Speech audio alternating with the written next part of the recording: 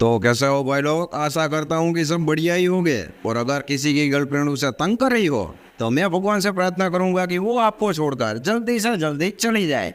तो चलिए आते हैं मुद्दे पर। ISBT बस स्टैंड पर देहरादून में एक बस पड़ी हुई थी और रात को 10:30 बज रहे थे भाई लोग। वहाँ पर एक लड़की आती है जिसे पटियाला जाना था। लड़की उस बस में चढ़ती है और अपना सफर तय करने लगती है। लेकिन थोड़ी ही देर में ड्राइवर और कंडक्टर उस लड़की के पास जाते हैं और उसे गलत तरीके से टच करने लगते हैं और थोड़ी ही देर में गलत काम उस लड़की के साथ शुरू कर देते हैं। अभी भाई लोग मेन बात ये है कि वो लड़की सिर्फ और सिर्फ 17 साल की ही थी। और एक और मेन बात ये कि वो बस अभी भी ISBT पर ही पड़ी हुई थी, वो वहां से निकली ही नहीं थी। क्योंकि जैसे ही ये लड़की चढ़ी तो उन दोनों ने वहां पर अपनी कालाकांडी शुरू कर दी, यानी कि ड्राइवर और कंडक्टर ने। जहाँ पर यह बस खड़ी हुई थी वहां पर पास में एक दूसरी बस खड़ी हुई थी। लड़की भाई लोग शोर शराबा कर रही थी, इसलिए पास के ड्राइवर और कंडक्टर भी बस वाले मतलब कि वो भी वहां पर आते हैं। अभी कायदे से भाई लोग जो लोग वहां पर जाते हैं और कोई अच्छा इंसान होता तो पहले वाली बस के ड्राइवर और कंडक्टर को रोकता कि तुम्हें ऐसा नहीं करना चाहिए, ये सारा गलत काम है, तुम छोड़ दो इसे। लेकिन भाई लोग यहाँ पर ऐसा नहीं होता, क्योंकि वो दूसरी बस वाले जो ड्राइवर और कंडक्टर थे वो भी इस कालाकांडी में अपना तामझाम शुरू कर देते हैं, यानी कि इन सभी के साथ उस मासूम लड़की पर भाई लोग दूसरी बस वाले वहां पर जाते हैं और पहली बस वाले ड्राइवर और कंडक्टर को कहते हैं कि हमें भी ये सब करना है। तो पहली बस वाले जो दो लोग थे वो उन दोनों को कहते हैं कि आ जाओ, हमें क्या एतराज है, तुम भी कर लो अपनी मन की इच्छा पूरी। यहाँ पर भाई लोग आप एक बार ये सोचिए कि इंसानियत तो साला रही ही नहीं है। कई माँ बाप है जो कि अपनी लड़की को कहते हैं कि बेटा शाम को जल्दी से घर पर वापस आ जाना, क्योंकि भाई लोग वो इसीलिए कहते हैं बाहर घूमना सेफ नहीं है, क्योंकि ऐसे चाटेल बंदे ही पड़े हैं इस दुनिया में। इन सब की माँ ये सारा कुछ मामला भाई लोग 1 घंटे तक चलता है। उसके बाद पहली वाला बस का जो कंडक्टर था वो उन सभी को कहते हैं कि तुम सभी न पकड़ो, मैं अभी आता हूँ, कैशियर के पास जाता हूँ और जो कि पूरे दिन की कमाई है, यानी कि मेरे पास पैसे हैं टिकट के बस की, उसे मैं उसे देकर आता हूँ। जब कंडक्टर कैशियर के पास जाता है तो कैशियर उसे कहता है कि यार थोड़ी सी लेट क्यों हो गया। तो कंडक्टर भाई लोग यहाँ पर इजीली बोल देता है कि हमारे पास लड़की है और हम उसके साथ थोड़ी सी उटपटांग चीजें कर रहे थे। अभी यहाँ पर भाई लोग कैशियर एक अच्छा बंदा होता तो इन सभी को रोकता और इन सभी को पुलिस के हवाले भी करता। लेकिन इस साले कैशियर ने सारा मामला रफा दफा कर दिया, मतलब कि अपना जो कुछ पैसे का हिसाब था वो भी उसने साइड में रख दिया। कैशियर जैसे ही भाई लोग वहां पर जाता है और वो लड़की को देखता है तो वहां पर मौजूद चारों जन से वो कहते हैं कि तुम सारों सब साइड में हटो, अभी मेरी बारी है। अभी भाई लोग यहाँ पर यह लड़की कैसे बची और कैसे अपने घर तक पहुंची वो भी मैं आपको बताता हूँ, जरा सुनिएगा इसे। रात के 1:30 बजे भाई लोग ISBT देहरादून में प्लेटफॉर्म नंबर 12 पर एक लड़की 17 साल की खड़ी हुई थी, वो भी सेमी सी। लेकिन वहां पर एक अच्छा इंसान यानी कि गार्ड था, वो इस लड़की को देख लेता है। गार्ड भाई लोग जैसे ही उसके पास जाता है तो वो वहां पर कुछ बोलता नहीं। वहां पर आसपास में एक मैगी का स्टॉल और ऐसे 2-3 दुकान वाले भी थे। वो सारे लोग भी इस लड़की को अपनी थोड़ी सी ऐसी वैसी नजरों से घूर रहे थे।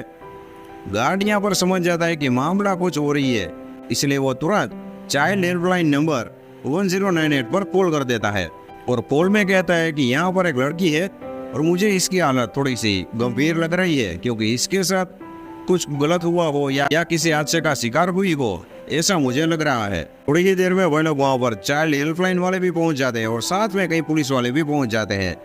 वो उस लड़की को तुरंत वहाँ से शेल्टर में ले जाते हैं, यानी कि चाइल्ड सेंटर में, जहाँ पर ऐसे कई मासूम बच्चे थे वो वहाँ पर रखे जाते हैं, यानी कि जिनको उनके माँ बाप छोड़ देते हैं, रास्ते में कोई मिलता है उन सभी को। वहां पर जाकर ये सारे लोग लड़की से पूछताछ करते हैं और उसकी थोड़ी सी चेकिंग करते हैं। तो वहां पर उन सभी को पता चलता है कि लड़की की जो मेंटालिटी है वो थोड़ी सी ठीक नहीं है, क्योंकि वह लोग यहाँ पर चेकिंग की इतनी खास जरूर नहीं थी, क्योंकि वो लड़की जैसे खाना खाती थी, जैसे बात करती थी, कोई भी समझ जाता कि यह थोड़ी सी मतलब कि पागल है।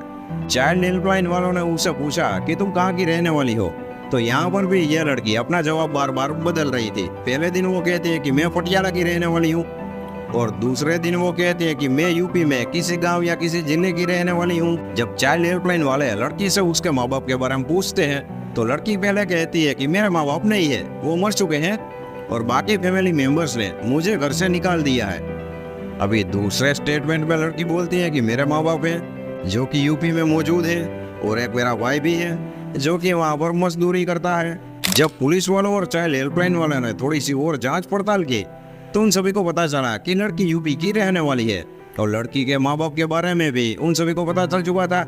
इसलिए ये सभी ने मिलकर लड़की के माँ बाप को कॉल कर दिया था कि आपकी बच्ची हमारे पास है। सामने लड़की के जो माँ बाप थे वो इन सारे लोगों को कहते हैं कि हमारी लड़की थोड़ी सी मेंटल यानी कंडीशन ठीक नहीं है, आप वहाँ पर रखिए, हम कल आते हैं और उसे ले जाते हैं वहाँ से।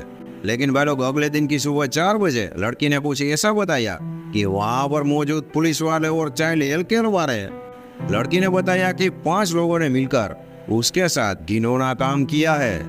ये बातें सुनकर भाई लोग वहाँ पर मौजूद पुलिस वालों ने तुरंत लेडीज पुलिस को बुलाया ताकि लड़की उसके साथ अच्छे से बात कर सके और उसके साथ जो जो हुआ है वो उसे आसानी से कह सके, क्योंकि लड़की भाई लोग यहाँ पर वाकई में घबराई हुई थी और वो किसी भी वहाँ पर जो मौजूद मेल था उसे थोड़ी सी हिचकी जा रही थी ये सारी बातें बोलने में, बताने में। ये सारी बातें सुनकर भाई लोग वहाँ पर मौजूद सारे लोग बहुत टाइट हो चुका था सभी का।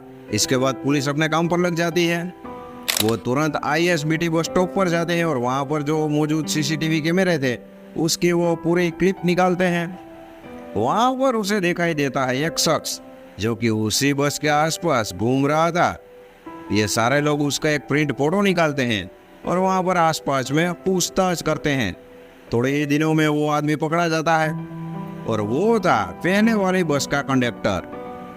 उसके साथ थोड़ी सी बातचीत और थोड़ी सी करने के बाद वो अपना गुनाह कबूल कर लेता है कि हाँ मैंने ये सब किया है और मेरे साथ 4 जन और थे। कंडक्टर यहाँ पर पुलिस वालों को बताता है कि 12 अगस्त शाम 4 बजे कश्मीरी गेट पर यह लड़की खड़ी हुई थी और इसे पटियाला जाना था। ये सब होने के बाद कंडक्टर ने उस लड़की को अपनी बस में बिठाया और बाद में तो उसने क्या किया भाई लोग ये मैं वीडियो की शुरुआत में ही आप सभी को बता चुका हूँ। अभी इस घिनौने काम में भाई लोग 5 लोग थे जो कि आप जानते ही है, और ये है इसकी असली फोटो, जरा देखिए। अभी इन सभी की मैं अगर आपको उम्र बताऊं तो 5 में से 3 जन थे जो कि 50 साल के ज्यादा के थे और बाकी के जो 2 लोग थे वो 35 साल के थे। यानी कि वही लोग एक अपनी बेटी जैसी लड़की और उसके साथ ये सारे क्या बताऊं मैं भाई लोग, यहाँ पर भाई लोग ये सारी चीजें मैं आम बातों से बताऊं तो जब लड़की उस बस में चढ़ी तो वहाँ पर ड्राइवर और कंडक्टर ने यह भांप लिया था कि यह थोड़ी सी मेंटल है और यह थोड़ी सी भोली भाली है, इसे हम पटियाला कहकर कहीं भी ले जा सकते हैं। इसलिए ये साले मिलकर उसे देहरादून ले गए हैं। और भाई लोग लड़की इतनी भोली थी कि क्या बताऊं मैं आपको, जब ये सारे लोग उसके साथ घिनौना काम कर रहे थे तब वो बेचारी मासूम सी लड़की उन सभी को ये बोल रही थी कि मुझे पटियाला जाना है, मुझे पटियाला जाना है। और ये साले 1.5 सानी आइटम है उसको कह रहे थे कि चुप रहो, पटियाला जाना है तो हम तुझे वहाँ पर छोड़ देंगे, चुपचाप बैठी रहो और सोती रहो। और ये साले चिलम जाटू लोग भाई लोग यहाँ पर थोड़े से हैप्पी थे, यानी कि पकड़ा गए उससे पहले, क्योंकि उन सभी के मन में ये क्या था कि यह तो थोड़ी सी मेंटल लड़की है और ये किसी को कुछ भी नहीं बताएगी और हम आसानी से बच जाएंगे। और इन सभी में तो वो एक 57 साल का बूढ़ा भी था जो भी इस कांड में शामिल था।